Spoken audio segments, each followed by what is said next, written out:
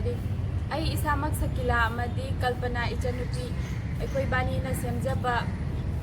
ꯑꯩꯈꯣꯏꯒꯤ ꯌꯨꯇ꯭ꯌꯨꯕꯀꯤ ꯆꯦꯅꯦꯜ ꯑꯁꯤ ꯑꯦꯟꯇꯔꯇꯦꯟꯃꯦꯟꯠꯀꯤꯗꯃꯛ ꯁꯦꯝꯖꯕꯅꯤ ꯃꯃꯥꯡꯒꯤ ꯑꯩꯈꯣꯏꯒꯤ ꯊꯥꯒꯠꯆꯈꯤꯕ ꯚꯤꯗꯤꯑꯣꯗ ꯃꯌꯥꯝꯅ ꯁꯄꯣꯔꯠ ꯇꯧꯕꯤꯔꯛꯄ ꯑꯗꯨꯛꯀꯤ ꯃꯇꯤꯛ ꯍꯥꯏꯅꯤꯡꯉꯥꯏ ꯂꯩꯇꯅ ꯄꯦꯟꯖꯩ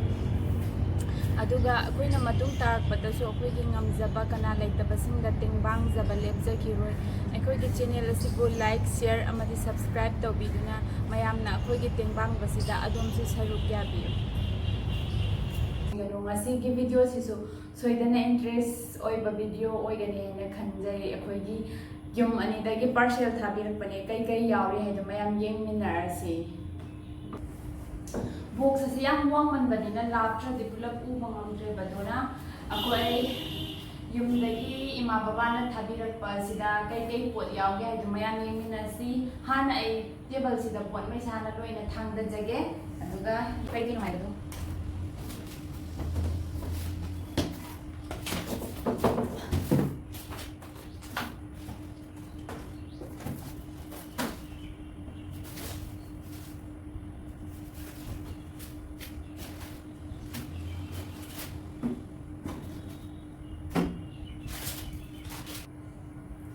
ꯌꯨꯝꯗꯩ ꯊꯥꯕꯤꯔꯛꯄ ꯄꯣꯠꯉꯩꯗꯨ ꯁꯤꯗ ꯂꯩꯖꯔꯦ ꯀꯩ ꯄꯣꯠꯅꯣ ꯌꯦꯡꯉꯁꯤ ꯁꯤꯁꯤꯅ ꯀꯩꯅꯣ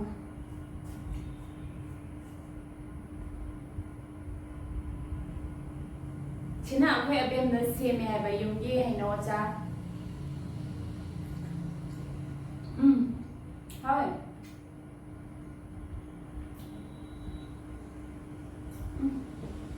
ꯌꯥꯝ ꯍꯥꯎꯋꯦ ꯋꯥꯏ ꯊꯣꯡꯕ ꯆꯥꯕꯁꯨ ꯍꯥꯎꯋꯦ ꯑꯗꯨꯒ ꯁꯤꯁꯤꯅ ꯇꯦꯖꯄꯇꯥ ꯃꯣꯏꯁꯤꯗ ꯊꯣꯛꯄ ꯇꯦꯖꯄꯇꯥꯗꯤ ꯃꯅꯝ ꯐꯖꯅ ꯑꯝꯇ ꯅꯝꯗꯦ ꯀꯨꯏꯔꯕꯩꯔꯥ ꯀꯩꯒꯤꯅꯣꯗꯤ ꯈꯪꯗꯦ ꯁꯤꯁꯤꯅ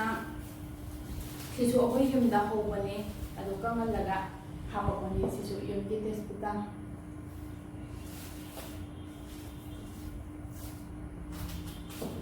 ꯑꯗꯨꯒ ꯁꯤꯗ ꯂꯩꯁꯤꯅ ꯑꯩ ꯋꯥꯈꯜꯗ ꯍꯩꯃꯥꯡ ꯑꯁꯨꯕ ꯃꯥꯜꯂꯦ ꯑꯩ ꯍꯩ ꯄꯥꯝꯃꯦꯗꯨꯗ ꯏꯃꯥ ꯍꯣꯏꯅ ꯍꯥꯞꯄꯤꯔꯛꯄ ꯑꯣꯏꯔꯝꯅꯤ ꯁꯤꯗꯅ ꯍꯩꯃꯥꯡ ꯑꯁꯨꯕ ꯂꯩꯔꯦ ꯑꯁ ꯑꯩ ꯍꯣꯔꯦꯟꯗꯩ ꯆꯥꯗꯣꯏ ꯃꯌꯥꯝꯁꯤꯗꯤ ꯑꯗꯨꯒ ꯅꯨꯃꯤꯠꯂꯩꯁꯤꯗꯤ ꯑꯃꯈꯛꯇ ꯍꯥꯞꯄꯛꯑꯦ ꯅꯨꯃꯤꯠꯂꯩ ꯐꯪꯗ꯭ꯔ ꯃꯥꯜꯂꯦ ꯍꯧꯖꯤꯛ ꯃꯣꯔꯦ ꯀꯩꯀꯥꯏꯁꯨ ꯍꯥꯡꯗꯕꯅꯤꯅ ꯁꯤꯁꯨ ꯊꯤꯔ ꯍꯥꯞꯄꯛꯄꯗꯤ ꯑꯣꯏꯔꯝꯅꯤ ꯑꯗꯨꯒ ꯁꯤꯗꯅ ꯀꯩꯅꯣ ꯌꯦꯡꯒꯦ ꯁꯤꯁꯤꯕꯨ ꯑꯣ ꯍꯩꯀꯨ ꯑꯆꯥꯔ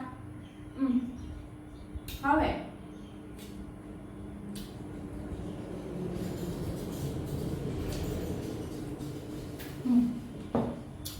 ꯑꯕꯦꯝꯅ ꯁꯦꯝꯕ ꯑꯣꯏꯅ ꯐꯖꯅ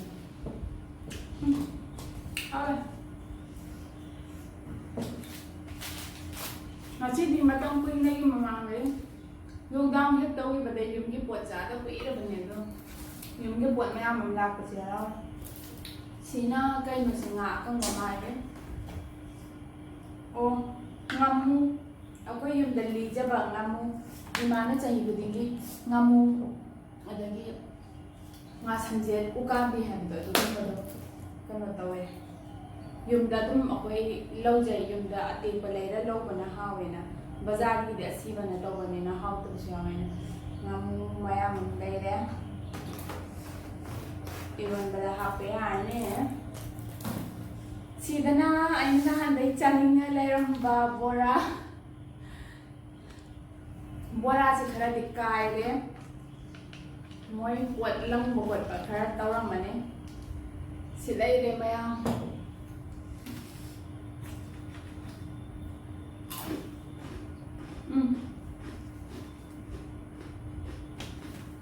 hawwe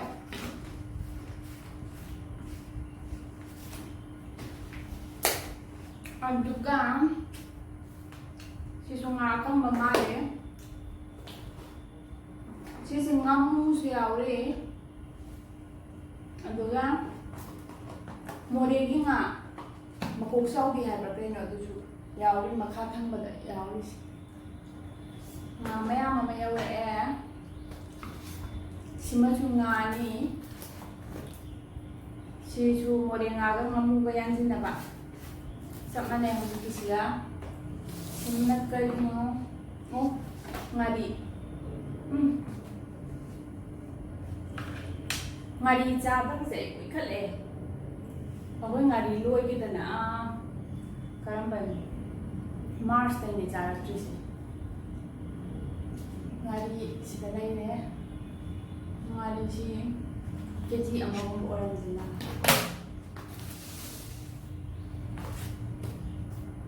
aduga sina kai mo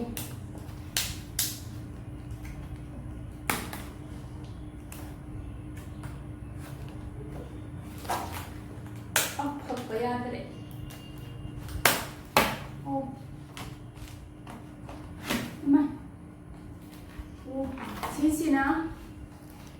sisina hayai sijo khoi ben na siam borom ni hayai achar obara ucharke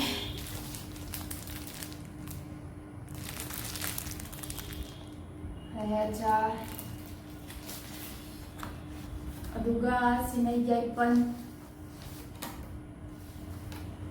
haida lay ama lay bado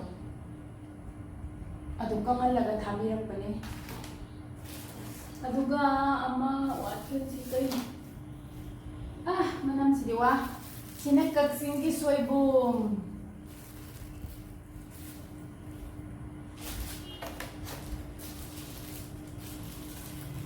si hayai si sari ni ya hawi hamna oinam me tumba ya pa betul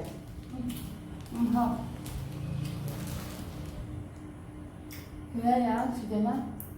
mahal khina wa shada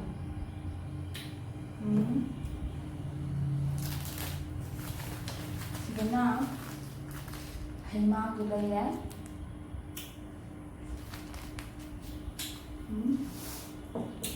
sudah na haiko cha gula ya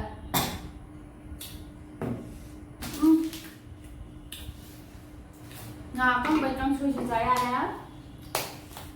bagi borale ya asing tu mengilan biu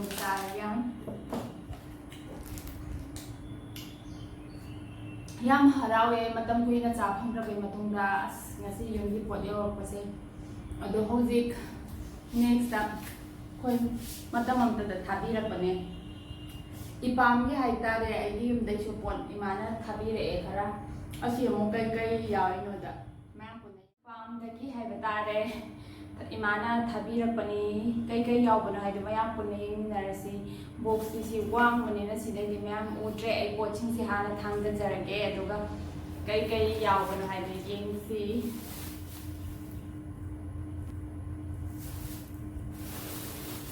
pochi polythene do ine imana happy re kanoni pochi dry na to oira male ne yamna channa bana kona ina kauta da sangran da namba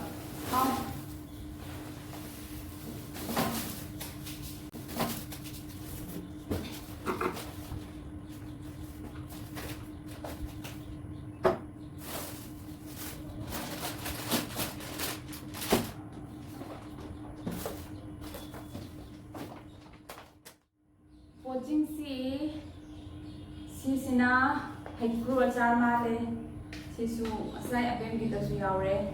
koi mana si mai kurcha siam khawan bane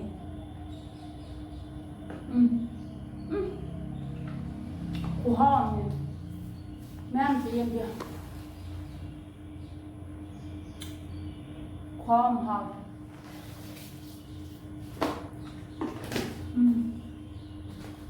ada gisna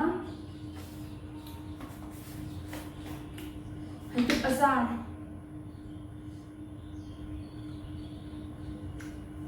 Wow, vậy mẹ ăn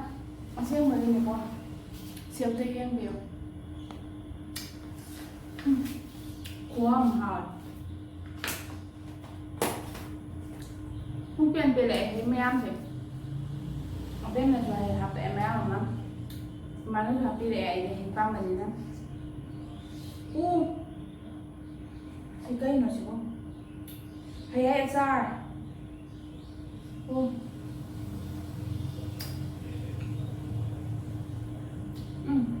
sao vậy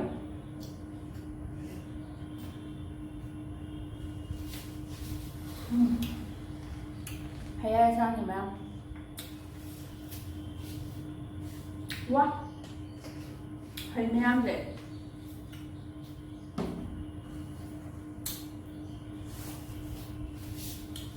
aduga sina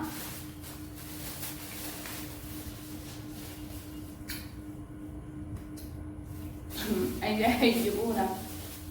kangen da beda ton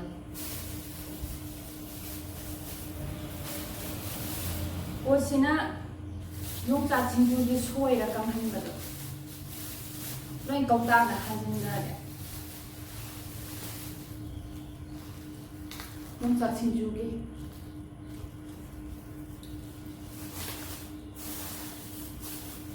si lai de adagi ngari ngasai abem na papada ngari leire ado sina kuina please the thang di kuina thang baya ye ticket kai de da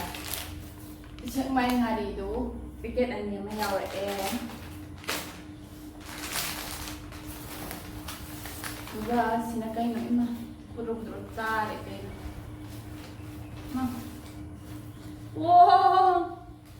sidi yadre ima pum me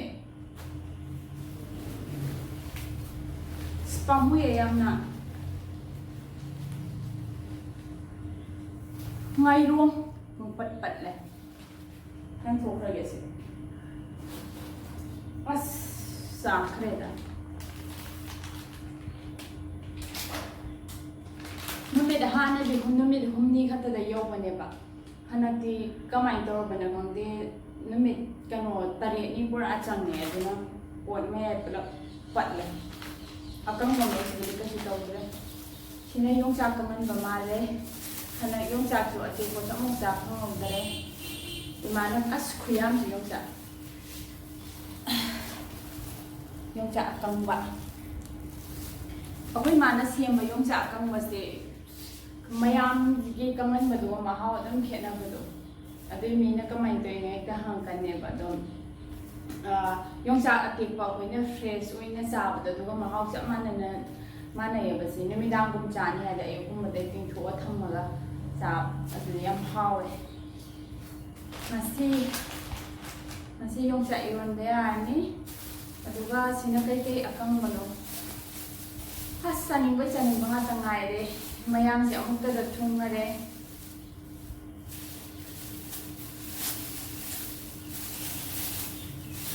o sina yaipan ipam dai su yaw re iyum dai su pipi re imawai na si yaipan kamal laga manam nam me dum ting tho sa ba dum mahaw cha man nei hai dum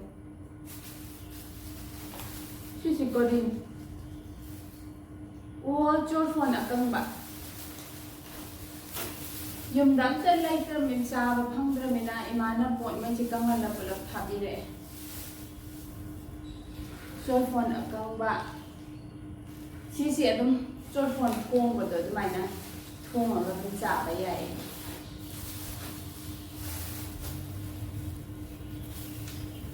kai no si mana ako'y mai si akang bangak ta ni kangan ma ta ay na kwai pam da ba chawli mapan do si phutla thak pa do as ko haw do machu su phajaba haw su haw yam aduga ay gi aroi bisina kadino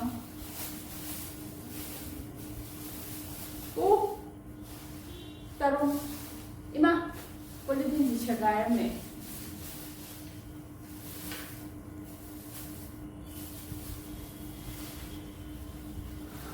tarong wah saning mga tapong than-thalle somda yumgi bog zaw amasu saning mga tanapong than-thalle sidasu imana akang bad ay na atik pasapang da ba mayam am dubulap siyema ay pumpian pele ipamga iyumgagi imaga babaga anima pupen pele